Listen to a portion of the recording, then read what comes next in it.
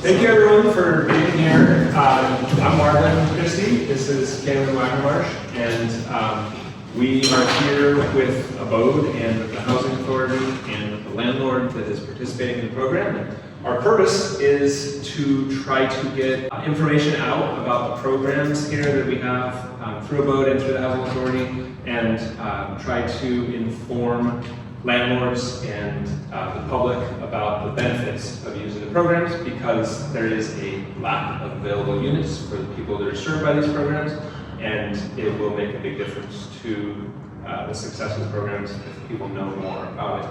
So I'd love for each of the panelists to introduce themselves, and then we have a list of questions. Okay, I'm Sherry Bellingham. I work for Abode Services for about 6 years. I'm currently the real estate specialist, and I'm standing in for the housing specialist. I'm Janet. I am with the Housing Authority. I'm a leasing specialist. I've been with them for about 2 years. I would be your main point of contact if you just kind of join us along with our program. Hi everyone, my name is Giselle. I am the housing programs head. I oversee case management as well as team for Abode. I'm working with the Housing Authority. I'm also a leasing specialist. I've been with the Housing Authority for 5 years. Hello, my name is Juan, and I'm a landlord. Great, thank you, Juan. Thanks, everyone. So, if anybody is willing to share, when you think of, housing vouchers, are there any preconceived notions that come to mind when you hear of housing vouchers? Diane? Do you want me to Yes, if you might believe it. Yeah, if you don't believe it, tell us what you've heard other people say.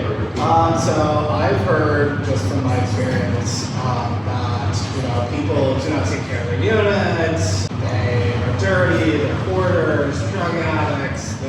There's just everything under the sun with someone and negative. You'll find it from somebody. Yeah. I've also heard I am uncomfortable with doing anything with the government. Ooh, okay. I got that one last week. Thank you for sharing that. And so I think the goal here is maybe to hear a little bit more about the program so that we can break through some of these myths and see what's really happening. So that's the whole goal of today. Yep. Okay. So who wants to be the first to tell us about the program, the basic benefits and who's served? I guess I can get it started. Yeah, so I'm with Abode Services, right? And our program mainly serves people who are experiencing homelessness, as well as, and that can be for various reasons, right? We've served participants who are experiencing homelessness due to the SEC fire a couple years ago, due to COVID, different reasons, right? So those are our main program participants. And the idea is that we're going to support these participants in case management support, access to resources, really trying to promote self-sufficiency in the community and long-term housing stability. So we have two different teams that are doing that under Abode Services. We have our service coordinator, which is case management, and our housing specialist. Our housing specialists, you may have had connections with them. They're the ones that are reaching out to landlords, speaking about our program, letting them know the incentives, why they should be working with us, the benefits of working with us, and utilizing our program participants to rent units. So just a little bit overview about what we're doing. That's great. Thank you. Already wants to chime in. Yeah, and so there are incentives for landlords. The incentives are there's a one-time bonus and there's an increased deposit, right? Yeah, so we offer a $2,000 landlord incentive every single time that you utilize one of our program participants for your units. Additionally, we can offer up to 2 times the deposit. We have a lot of different incentives, and if anyone wants to, there's a few more that I'm missing. And does the Housing Authority want to chime in about the available services and programs in this particular arena? So as far as for the vouchers that we issue, we have quite a few that come in based on referrals, and those referrals can either come from Abode or from any other partnerships that we have, and then depending on those referrals, they get issued a voucher type. So we work with a lot of them. There's only some specific areas, specific list of voucher types that will make a landlord eligible for that bonus, which we have a flyer right there available for you guys to pick up. But again, the bonus that we have, it's also a $2,000 bonus. It will come to any landlords who lease up with individuals who hold that voucher type. And it's a one-time bonus, and so there, again, there's a specific voucher type, so I would recommend if you could pick up one of these flyers that we have available there. And they will, you know, they have a good guide, and if you have any questions, you can always call us and confirm the voucher type to see. And so explain the types and lengths of these vouchers and how they are funded. So the vouchers that the housing authority, they don't have an expiration date. We give out a voucher, we issue the voucher for 180 days. Meaning that it has 180 days, you can have up to 20 units. Okay. After that, if their date's close to being expired, they lose, submit a letter saying that the reason why they can't get housed, they can always extend that. Once they get housed, there's no expiration date. As long as they're still in the unit and they're still being compliant, they're still part of Section 8. Wonderful. Let's see. Is there a screening process for the participants in the program? Is it different than the usual process, or can you explain how that works? There's a screening process. We review their income, their assets, and family size. And based on those, we determine the voucher size and what voucher they'll be assigned. Yeah, additionally for programs like Abode, we really want to promote landlords to continue the normal process. Right, so anytime that they want to utilize our program to rent their units, we really want for them to do their own background checks, we submit applications, we pay for application fees, things like that. So whatever screening process you have, we definitely encourage you to continue to do that. In addition to background checks as well, and I would tell landlords to check with all the voucher tenants. We still encourage landlords to do their own due diligence, do their own application process, their own background checks, credit checks, whatever you guys need to do to select that perfect candidate that's going to meet your needs. And so can you tell us a little bit about the inspection process for these potential units? So when we go out for inspections, we do have to have the paperwork, which is a request for tenancy approval submitted over to our department. And once that gets approved, we send out our inspector. As far as what they look for, I do have a checklist that I can provide you kind of as a, just a courtesy. It doesn't include everything that we look for, that we look at, but it does have some key highlights of what we would look out for as far as for the unit. And Abode does do a pre-inspection so that when the housing authority does come, there's a passes. And if there's any issues in the meantime, we help them work with that. That's a big bonus. So that's great. And some landlords are just going to want to be helping other people, and some are going to want to know what about the money. So are they going to have to rent these at a reduced rate? So for the housing authority, there is an affordability rule. HUD is a federal program. We receive funding through them. And we do have that 40% affordability rule. So at the initial term, that does apply. So if they do become that, that seem based on the rent that they're requesting and the utilities that they're responsible for, it will exceed the 40% of their income, then they don't become eligible. We will ask the landlord if they're willing to accept the reduced rent. At that point, it is up to the landlord to accept the reduced rent or move on to their next employment. Does that happen often, you would say? It depends. It really depends on what, we have payment standards for the different unit type, bedroom sizes and where the areas of where the units are located. So it just depends where the unit is and again, how much the landlord is requesting for rent.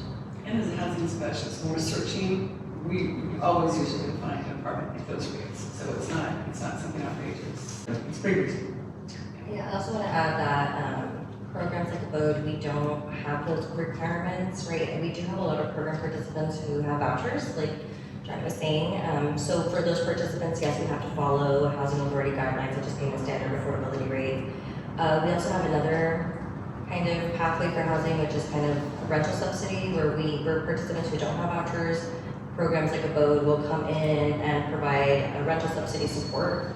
And with that route, we don't have to follow those specific guidelines. So as long as it's at fair market rent and rent reasonable, then we can go ahead and move forward with payments. And so Abode does advertise the market rate rent, and so how do you determine the market rate?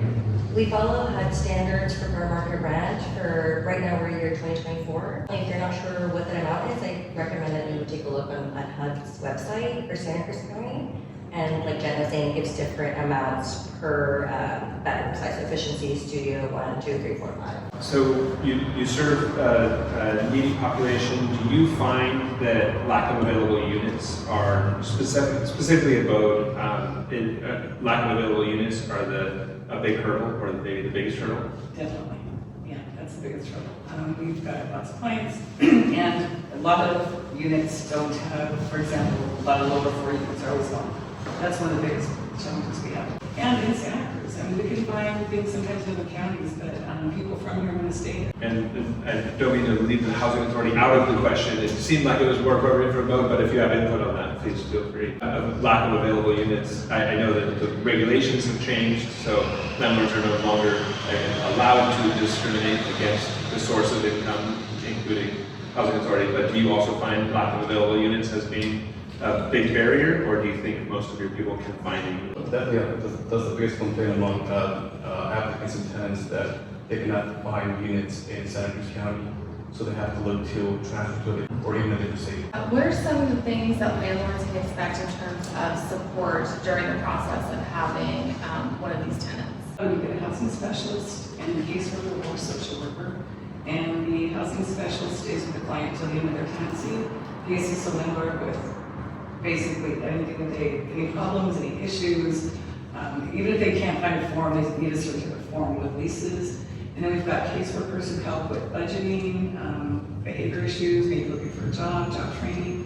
So there are 2 of us working with the client, and there's a lot of support for the landlord. And I'm sorry, the timeline, that's for the entire tenancy? with the housing specialist, it depends on the program for the caseworker. Got But if we ever need to reach out to caseworker, even if they've ended their work with the client, we can reach out to them and get some assistance.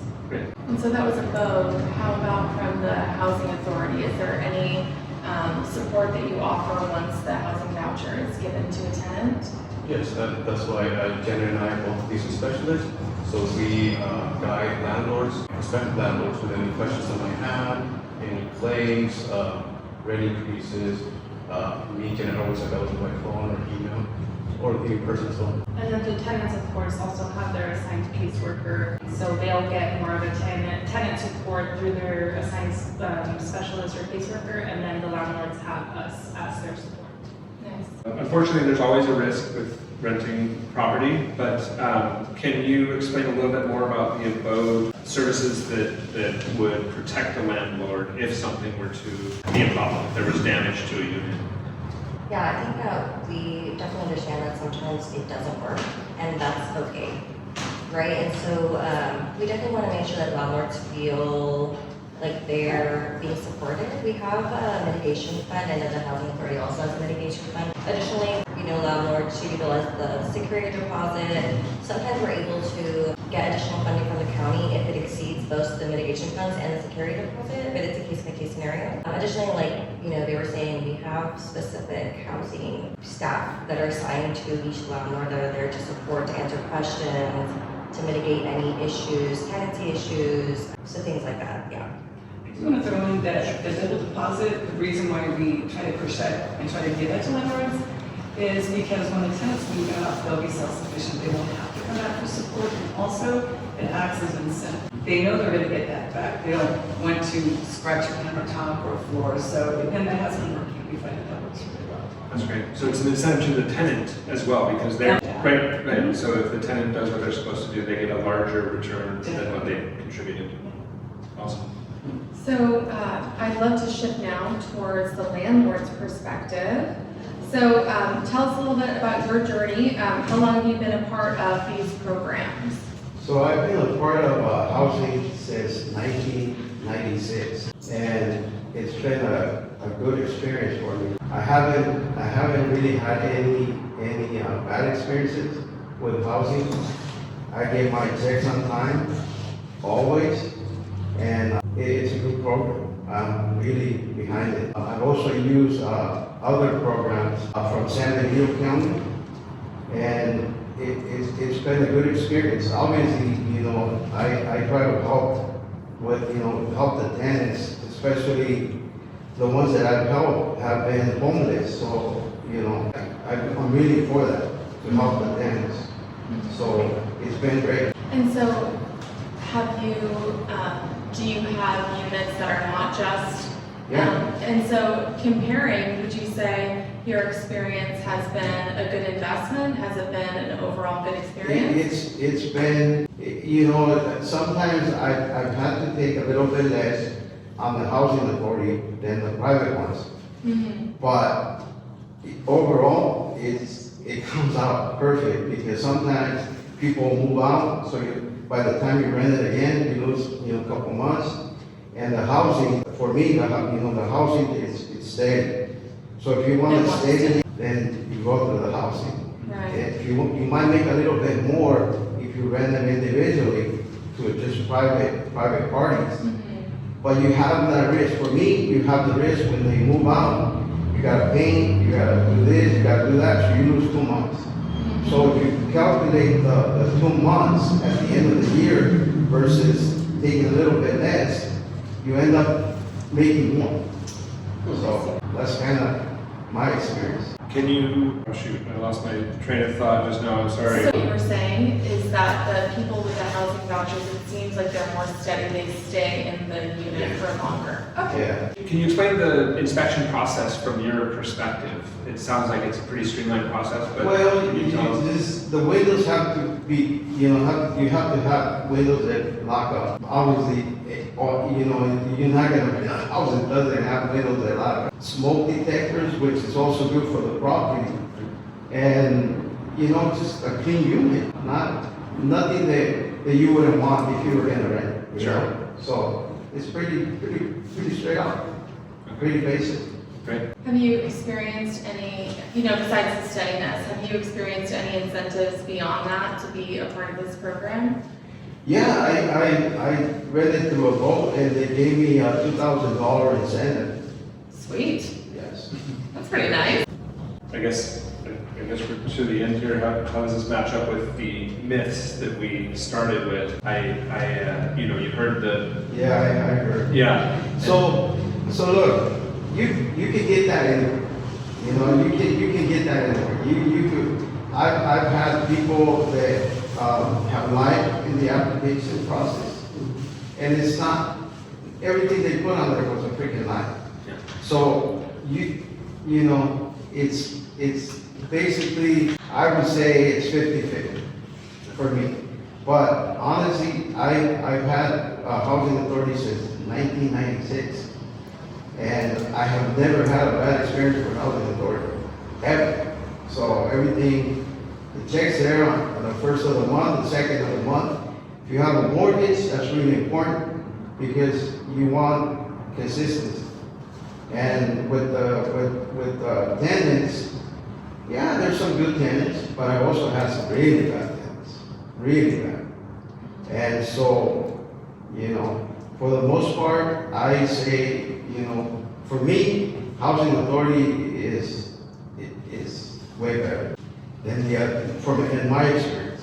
So. And we touched lightly on the different incentives, and so for people that may not know what incentives there would be for a landlord to be a part of any of these programs, can you touch on benefits to the landlords before we wrap up this series of questions?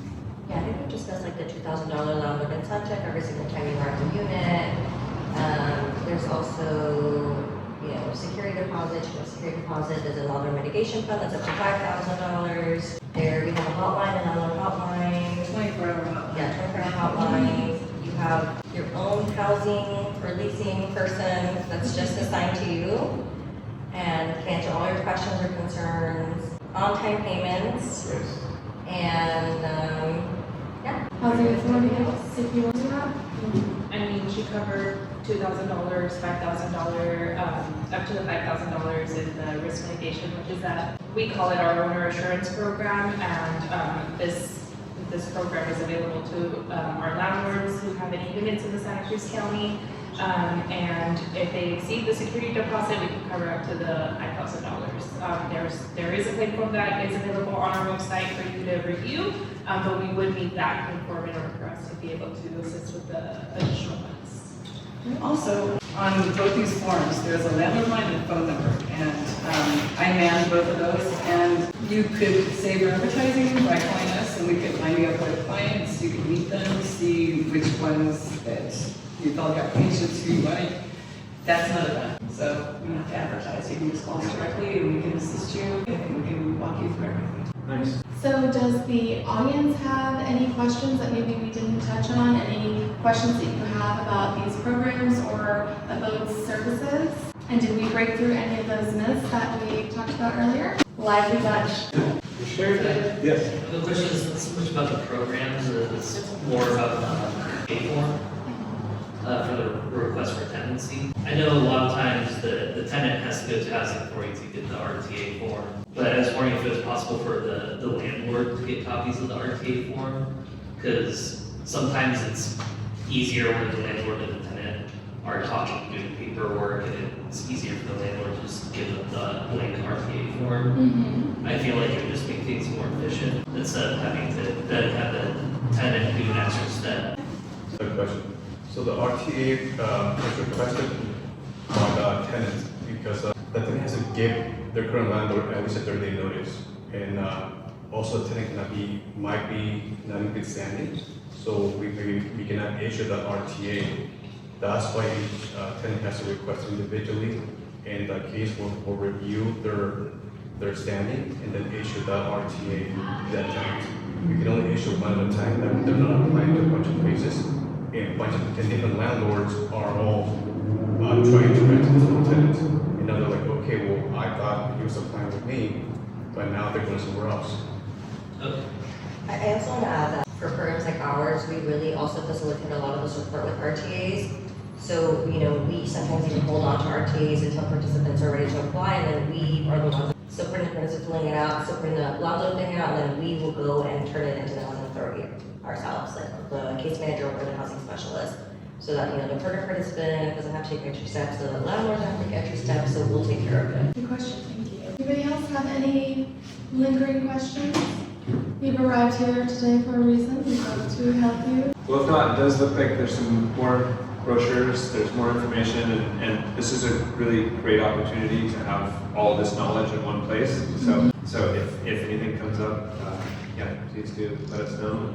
Thank you all for being here. Oh, yeah? Can the housing authority expound upon the benefit that the tenant has when it comes to their income changing, and how that might, and having a voucher might help them in that area when it comes to the income change? Yes. So we require that tenants submit any income changes within 14 days, income increases or decreases. The benefit of the tenants is that if their income decreases, we will apply that decrease and adjust their income, meaning that their portion might decrease and the house authority and the half is going to increase. And if their income doesn't increase, we won't take that into effect until the next year. So I mean that it's a big benefit of the tenants because we will take the lower income instead of the higher income.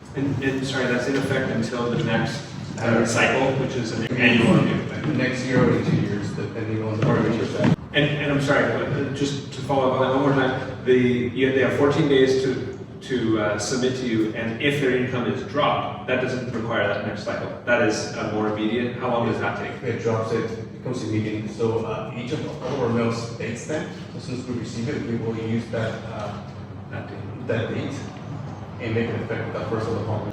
So since the law was passed in 2020, where landlords can no longer discriminate against a person's source of income, which includes a housing choice voucher, does that also mean that when they do a credit check, can they still deny a person who has a voucher if they have a low credit score? Because it seems like, if they're trying to identify that as a risk of them being able to pay rent, if they have a voucher, then that should be able to help them pay their rent. So it seemed weird that that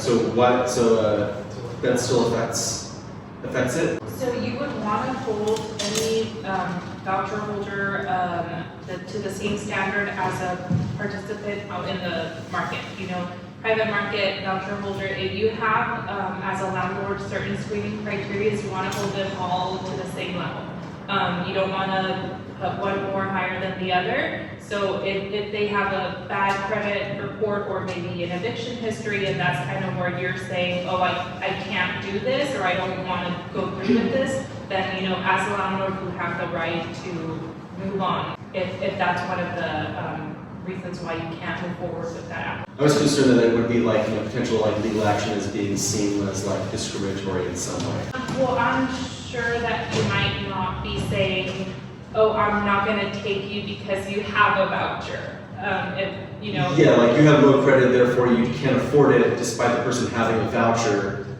That's where I would be concerned that it would be, that it would overlap. I don't think the credit means you can't afford it. Right. Because they can't afford it because the voucher is income, and that's what the law states. Exactly, because I mean, a person might have like low or no credit, not because of, you know, an eviction or something like that, but because they just never had a credit card, or they've never taken out a loan or anything like that. Or medical bills. Or never. Or, you know. Yeah, exactly. So it's just, so if somebody was rejected because they had like no income or no credit or something like that, despite having a housing choice voucher, that would almost seem like kind of overlap as a, I don't know what the term exactly is, but almost like a de facto rejection because the person has a voucher. Well, Not de facto, I mean, right. there's regular people that apply that don't have vouchers that get turned down for not having great credit also. But I will tell you, we have our caseworkers, and we partner with an organization I believe it's called HERA.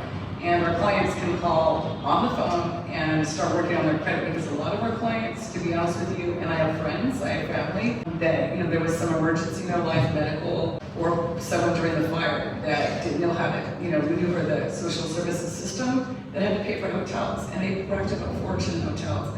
And then after that, where do I go? I mean, there's lots of people for good reasons that have bad credit, and we do assist them, and we work with them, and so, but people can't reject them. You know, Yeah, I will that's say that perfectly legal. most of the landlords come to saying they're concerned about their credit. I think we'll definitely have conversations about sometimes credit is not always indication that they're gonna be not good tenants, or that they're not going to be able to pay their rent. But like we're saying, it's up to the landlord ultimately to make that choice. So we will have conversations about it. Okay. Just as a disclaimer, if you ask any legal questions, none of us are lawyers. Unqualified. So, before you guys go, is there anything that you think we didn't touch on that you think that the public should know about as far as housing vouchers are concerned, or about what you offer before we? I think the credit was an important one to me, because like I said, there's so many reasons why it happens. And there were just a lot of good people, just like you and me. A lot of our clients are just like you. They really are. And I've been doing this, like, I was in corporate housing before. I worked with wealthier people that have the same problems. We all have the same problems. I just wish everybody would give a client a chance. You can meet our clients, you know, you can look over their applications. You know, really wish someone would give us a chance. If we had 1,000 landlords like one, you know, we wouldn't have all this problem. And you know, I think I can answer that. In my experience, most of the people that I ran into, they have housing, have had bad credit. So I've really never taken that into consideration, and it's worked.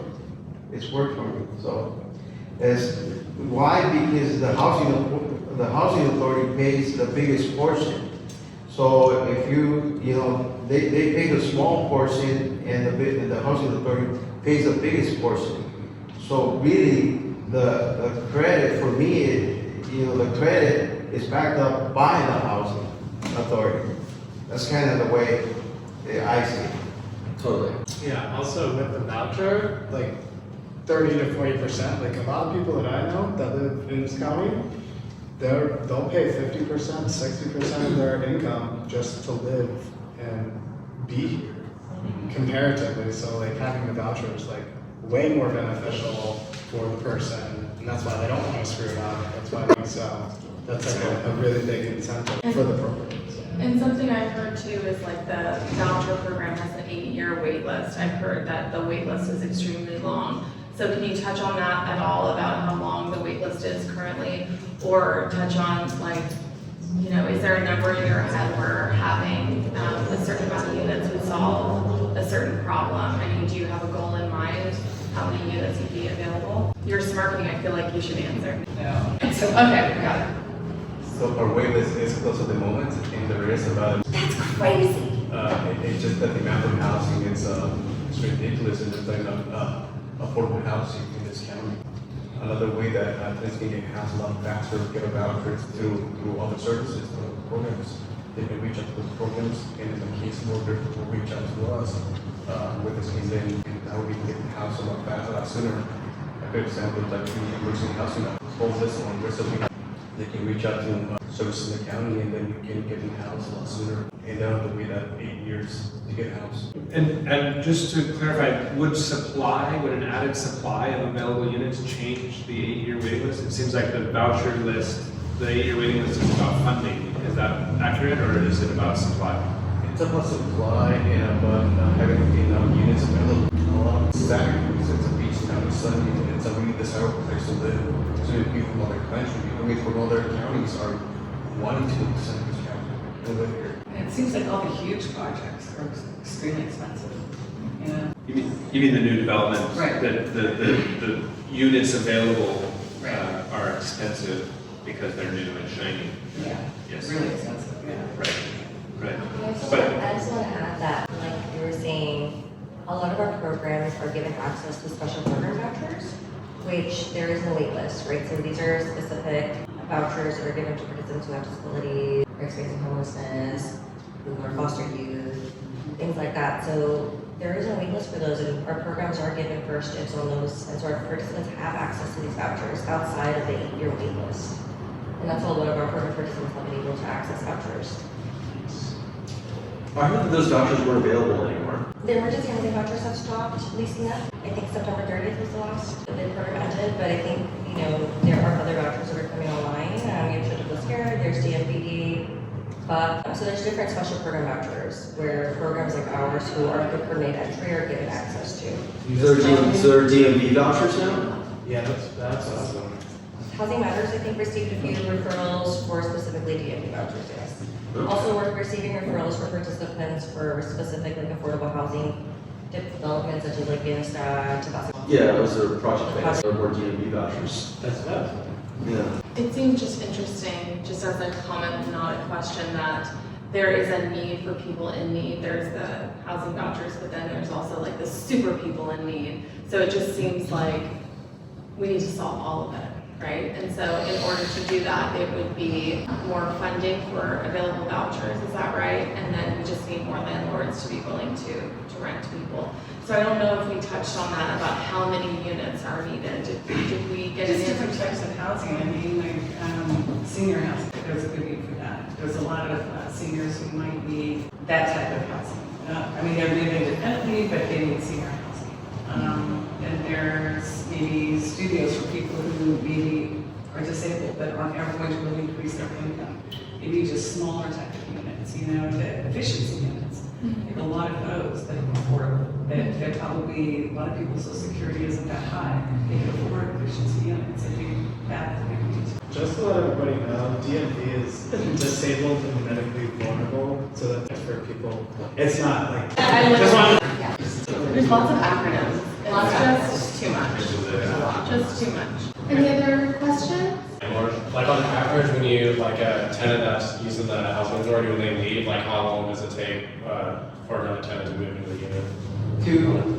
If you're gonna use the housing authority, Yeah. I have a waiting list. Tenant leaves and No, wasn't there the next. sometimes in 2 weeks, it'll be back up and running again, it'll be rented again. I just gotta, sometimes, most of the time, it depends on how long they live in the unit. But most of the time, you gotta paint it, you gotta maybe touch up the floors, or, just, maintenance stuff. But I've actually, had it rented within a couple of weeks. There's so much demand for housing. You get calls and calls and calls. There's a lot. Or you could you don't have contact any this number problem. and we'll find you someone when you know you're gonna have it rented, ready to go. Well, like in a month, I'm gonna have this tenant's leaving, and we'll Yeah. start the process looking. Yeah, and I have a waiting list, so I have people that call me all the time for looking for units. So there's a lot of demand for it. Thank you. Yeah. And also Janet and I as police inspectors to work with the housing specialists as well to review those RTAs as soon as they come in and schedule those inspections. That way the tenant can move in as soon as possible and the lounge can get. Great. Well, thank you all very much for your time tonight, and thank you all for joining. If anyone else has a question, feel free, but this might be the last chance to get everyone listening, so that's okay. Or just share why you're here today, maybe you came here for a certain reason. Yeah, does anyone want to share? Most people love speaking in public. Okay. Okay. It's just Okay, well, thank you all so much, and we'll hang around for a little while longer, but thank you for coming.